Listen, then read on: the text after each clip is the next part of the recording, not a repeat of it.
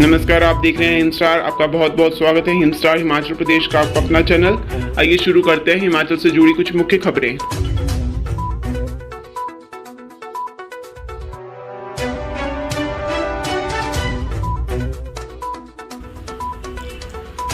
G20 तक पहुंचा हिमाचल। मोदी ने स्पेन के प्रधानमंत्री सांचेज को भेंट किए वो कुल्लू के वाद्य यंत्र करनाल।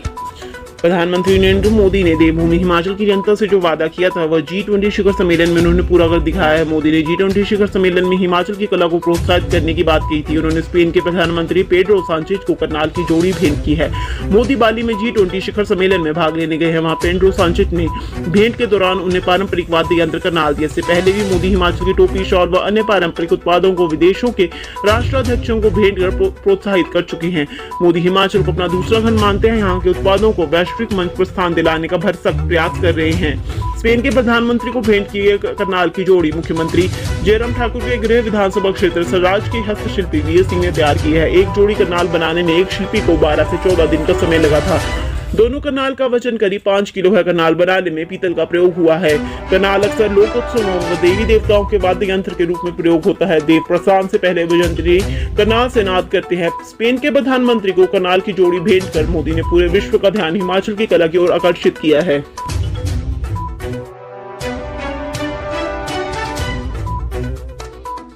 भाजपा की समीक्षा बैठक की रिपोर्ट आई सामने। पार्टी प्रत्याशी के 12,431 मतों से जीत का दावा। हिमाचल प्रदेश विधानसभा चुनाव के लिए मतदान के बाद राजनीतिक दलों के नेता जमा खटाव में जुड़े हैं। इस बीच सुंदरनगर भाजपा की समीक्षा बैठक की रिपोर्ट इंटरनेट मीडिया पर सामने आई है। इसमें भाजपा प्रत्याशी राकेश जम्वाल की जीत का दावा है।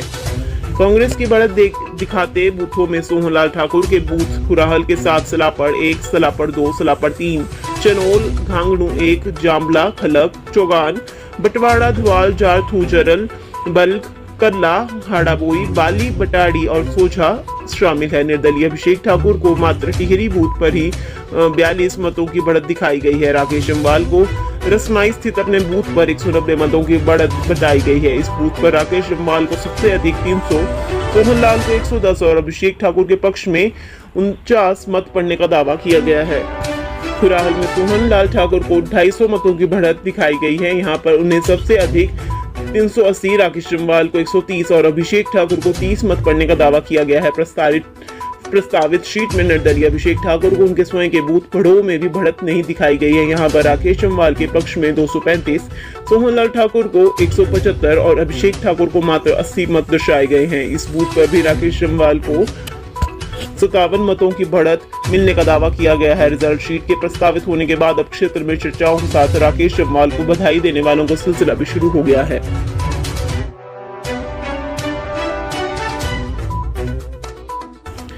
धर्मशाला से बीजेपी प्रत्याशी राकेश चौधरी बोले, किसी एक समुदाय नहीं 2 पार्टियों में हुआ चुनाव। हिमाचल प्रदेश विधानसभा चुनाव में धर्मशाला से भाजपा प्रत्याशी राकेश चौधरी ने कहा है कि धर्मशाला व प्रदेश में कमल खिलेगा। अच्छा रुझान आने वाला है। जयराम ठाकुर के नेतृत्व में फिर सरकार बनेगी। मजबूती से चुनाव जीतना लक्ष्य था और इसे जीतेंगे। इस जमीन से जुड़े आदमी हैं और काम करने वाले आदमी हैं। बूथ पालक, बूथ अध्यक्ष व बूथ एजेंट से बैठक करके समीक्षा की। उन्होंने कहा कि चुनाव जाति के आधार पर नहीं हुआ है, समस्त जातियों का समीकरण है। 2 पार्टियों के बीच में यह चुनाव हुआ है। विपिन नहरिया चुनाव लड़ने के लिए महत्वाकांक्षी थे, उन्होंने भी लड़ा है। अब पर धर्मशाला में वोट प्रतिशत पर राकेश चौधरी ने कहा, भाजपा व नरेंद्र मोदी के जितने भी समर्थक हैं और कमल के फूल के जितने भी समर्थक हैं, उन्होंने कमल के फूल को विजय बनाने के लिए मतदान किया है। आम आदमी पार्टी कहीं नहीं है। आम आदमी पार्टी के प्रत्याशी 500 का फिगर भी छू लेंगे तो भी उनकी जीत है। राकेश चौधरी ने कहा, रोजगार देना भाजपा की प्राथमिकता रहेगी। 2 साल में धर्मशाला की रूपरेखा बदल देंगे। काम ही मेरी प्राथमिकता है, काम को तवज्जो देंगे। धर्मशाला की दिशा व दशा बदली जाएगी। केंद्रीय विवि को मुद्दा नहीं बनाने देंगे। 1 माह के बाद क्षेत्रीय चिकित्सालय में और बेहतर उपचार मरीजों को मिलेगा। सुधीर ही सुधार नहीं बल्कि सुधार कहाँ, वह तो उधार है। ऐसा वह नहीं कह रहे, मेजर मनकोटिया ने कहा है। लाव लश्कर के साथ सुधीर को विदाई दे दी जाएगी। अगर हिमाचल सरकार पर कर्ज है तो कांग्रेस के पास कौन सा खजाना है जो लेकर आएगी। उनकी घोषणाएं सिर्फ सत्ता हासिल करने के लिए है, लेकिन जनता समझदार है और सोच समझकर मतदान किया है। ओपीएस को भी प्रधानमंत्री नरेंद्र मोदी ही बहाल करेंगे। कांग्रेस जिन राज्यों में है वहां देने की बात करती है, पर वहां भी अभी तक कहां दे सकी है। जब भी ओपीएस लागू होगी तो उसे भाजपा सरकार व नरेंद्र मोदी ही करेंगे।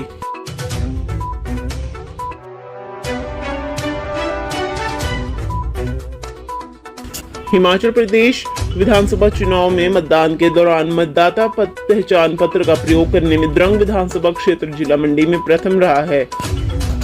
यहाँ 76.48% लोगों ने मतदान करने में मतदाता पहचान पत्र का प्रयोग किया है। इसमें करसोग व सरकाघाट विधानसभा क्षेत्र के मतदाता फिसड्डी रहे हैं। दोनों विधानसभा क्षेत्रों के मतदाता 50% का आंकड़ा भी नहीं छू पाए हैं। करसोग विधानसभा क्षेत्र में 42.95% लोगों ने मतदाता पहचान पत्र का प्रयोग किया है। जिला के सभी 10 विधानसभा क्षेत्र में हर व्यक्ति का मतदाता पहचान पत्र बना है। बावजूद इसके मतदान के दौरान मतदाताओं ने इसका प्रयोग करना उचित नहीं समझा। हालांकि चुनाव आयोग ने मतदाताओं की सुविधा के लिए 12 अन्य पहचान पत्रों को मान्य कर रखा था। जिले के 10 विधानसभा क्षेत्रों में 59.94 मतदाताओं ने मतदाता पहचान पत्र व 40.6 ने अन्य पहचान पत्र दिखा मतदान किया है।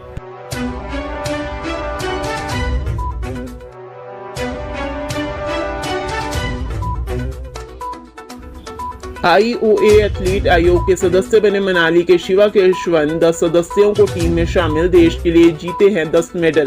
मनाली के अंतर्राष्ट्रीय ल्यूज खिलाड़ी शिवा केशवन को भारतीय ओलंपिक संघ एथलीट आयोग का सदस्य बनाया गया है। शिवा केशवन की तैनाती पर मनाली में खुशी का माहौल है। शिवा केशवन 10 सदस्यों की टीम में शामिल हुए हैं। हिमाचल प्रदेश मनाली के शिवा केशवन 6 बार के ओलंपिक तथा शीतकालीन ओलंपिक खेलों में भारत के पहले ल्यूज खिलाड़ी रहे हैं। उन्होंने पहली बार नगानो में 1998 में शीतकालीन ओलंपिक में भाग लिया। 2002 में सॉल्ट लेक सिटी, 2006 में टोरिनो, 2010 में वैंकूवर, 2014 में सोची तथा 2018 में पियांगचांग में भाग लिया। 2018 शीतकालीन ओलंपिक उनके जीवन का अंतिम ओलंपिक रहा। शिवा ने अंतर्राष्ट्रीय स्तर पर भारत के लिए 10 पदक जीते हैं तथा कई विश्व व एशियाई रिकॉर्ड अपने नाम किए हैं। अर्जुन अवार्ड से सम्मानित शिवा केशवन के आईओए एथलीट आयोग के सदस्य बनने से शीतकालीन खेलों को बढ़ावा मिलने की उम्मीद बढ़ी है। स्की एंड स्नोबोर्ड इंडिया के महासचिव Roopchand Negi, ice skating association of India के अध्यक्ष Amitabh Sharma, Himachal Pradesh winter games association के अध्यक्ष लुदर ठाकुर सहित शरद खेलों से जुड़े सभी खिलाड़ियों व मनाली वासियों ने शिवा केशवन को बधाई दी।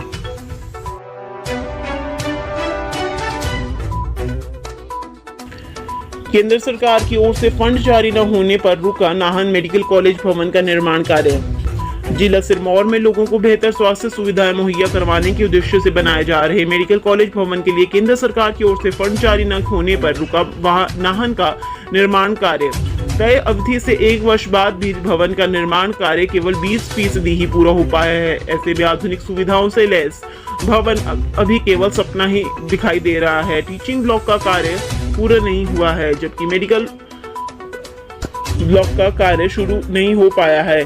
सीपीडब्ल्यूडी निर्माण कार्य की कार्यकारी एजेंसी भवन निर्माण के लिए टेंडर शाहपुर जी पालोन जी कंस्ट्रक्शन कंपनी को दिया गया है।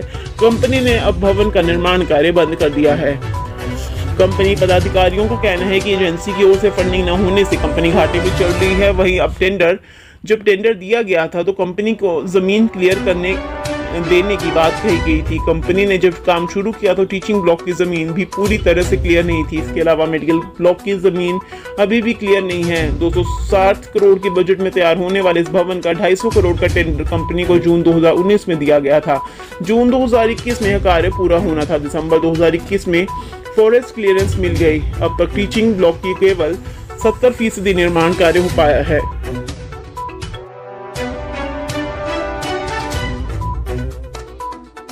स्केटिंग के शौकीन कर ले तैयारी, शिमला में शुरू हो जाएगा रोमांच का खेल। राजधानी शिमला के आइस स्केटिंग रिंक में इन दिनों रिंक को साफ करने का काम शुरू हो गया है। दिसंबर में आइस स्केटिंग रिंक में हर बार की तरह इस बार भी स्केटिंग के सेशन शुरू होना प्रस्तावित हुआ है। इसके लिए रिंक को 1 माह पहले से तैयार किया जा रहा है। 1 साल में खाली पड़े रहने की वजह से रिंक में बड़ी घास व मैदान में गड्ढे पड़ गए हैं। इस मैदान के साथ स्मार्ट सिटी का काम चला है। इसे भी 29 नवंबर तक पूरा किया जाना है। रिंक में घास को पूरी तरह से काट दिया गया है। इसको समतल करने के लिए रोलर भी चलाया गया है। आइस स्केटिंग रिंक में पड़े गड्ढों को भी पत्थरों के साथ भरा जा रहा है। आइस स्केटिंग प्रशासन ने 1 महीने पहले ही पूरी तैयारियां कर ली है। दिसंबर के पहले सप्ताह में मौसम ने साथ दिया तो उसे शुरू कर दिया जाएगा।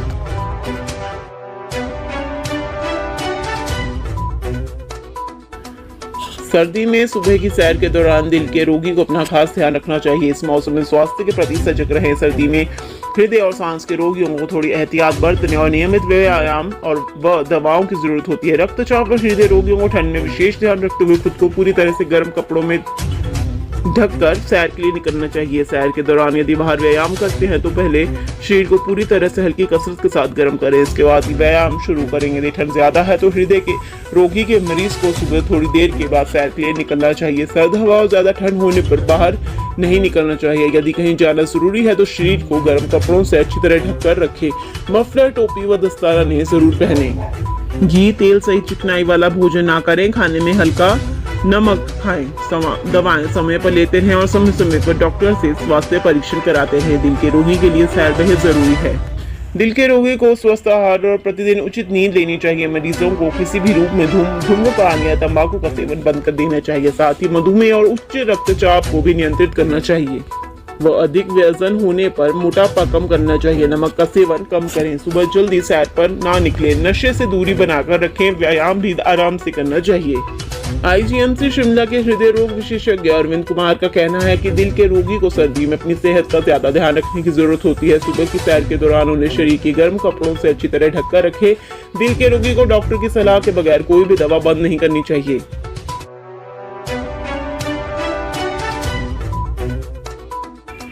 हिमाचल की सड़कों पर सुरक्षित नहीं सफर 3 प्रमुख वजह बन रही हादसे का कारण। वीकेंड पर ज्यादा दुर्घटनाएं। हिमाचल प्रदेश की सड़कें सुरक्षित नहीं है। हर मोड़ पर हादसे का भय है। हालांकि कागजों में सब समतल है, यानी सब ठीक है, लेकिन धरातल पर सच्चाई कुछ और है।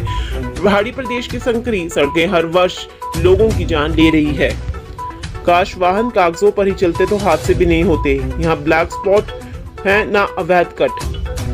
सड़क निर्माण में इंजीनियरों की लापरवाही से ब्लैक स्पॉट रह जाते हैं। अंधे मोड़ पर कई स्थान पर सड़क कम तो कहीं अधिक चौड़ी रह जाती है। परिणाम स्वरूप ऐसी सड़कों पर दुर्घटनाएं अधिक हो रही है। सरकारी कागजों में ब्लैक स्पॉट हटा दिए गए हैं। केवल बद्दी में एक ब्लैक स्पॉट को सुधारने का काम चल रहा है। हर दिन सड़क दुर्घटनाओं में लोगों की मृत्यु होने के मामले आते हैं, जिनमें मानवीय चूक के साथ सड़कों में कमियां बड़ा हादसा रहती हैं। राज्य की सड़कों पर एक ही स्थान पर होने वाली दुर्घटनाओं को रोकने में पुलिस अग्रणी भूमिका निभाती है। पुलिस की ओर से ब्लैक स्पॉट हटाने या ठीक करने की दिशा में सरकार को दी विस्तृत रिपोर्ट पर लोक निर्माण विभाग कार्य करता है। इसके अतिरिक्त पुलिस भारतीय राष्ट्रीय राजमार्ग प्राधिकरण और सीमा सड़क संगठन को ब्लैक स्पॉट की जानकारी देता है। प्रदेश के अलग अलग हिस्सों में ब्लैक स्पॉट हटाने के लिए लोक निर्माण विभाग, NHAI और BRO कार्य करता है। हिमाचल पथ परिवहन निगम के चालक भी ब्लैक स्पॉट की रिपोर्ट देते हैं। कहां सड़कें कम चौड़ी व बसों को मोड़ना मुश्किल होता है। पुलिस एक ही स्थान पर 3 साल तक होने वाली सड़क दुर्घटनाओं के बाद ब्लैक स्पॉट घोषित करती है। लोक निर्माण विभाग ऐसे ब्लैक स्पॉट को ठीक करता है।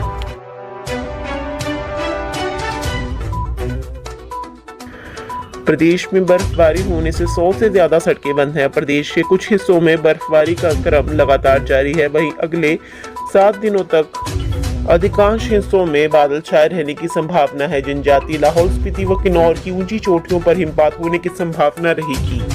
प्रदेश के जनजातीय क्षेत्रों में हल्का हिमपात होता रहने की संभावना रहेगी। मनाली व इसके आसपास के क्षेत्रों में सायं 7 बजे के बाद हल्की वर्षा शुरू हुई। ऐसा माना जा रहा है कि देर रात रोहतांग पास सहित कई अन्य क्षेत्रों में हिमपात हो सकता है। पूरा दिन मनाली और अन्य क्षेत्रों में बादलों की आंख मिचौली के बीच में धूप निकलती रही। गत रोज शिमला जिला के पर्यटन स्थल कुफरी में वर्षा हुई थी। प्रदेश में बर्फबारी होने से 100 से ज्यादा सड़कें बंद हैं। प्रदेश के कुछ हिस्सों में बर्फबारी का क्रम लगातार जारी है। वहीं अगले 7 दिनों तक अधिकांश हिस्सों में बादल छाए रहने की संभावना है। जनजातीय लाहौल स्पीति व किन्नौर की ऊंची चोटियों पर हिमपात होने की संभावना रहेगी। प्रदेश के जनजातीय क्षेत्रों में हल्का हिमपात होता रहने की संभावना रहेगी। मनाली व इसके आसपास के क्षेत्रों में सायं 7 बजे के बाद हल्की वर्षा शुरू हुई। ऐसा माना जा रहा है कि देर रात रोहतांग पास सहित कई अन्य क्षेत्रों में हिमपात हो सकता है। हिमाचल की हर खबर पाने के लिए हिंद स्टार से जुड़ें।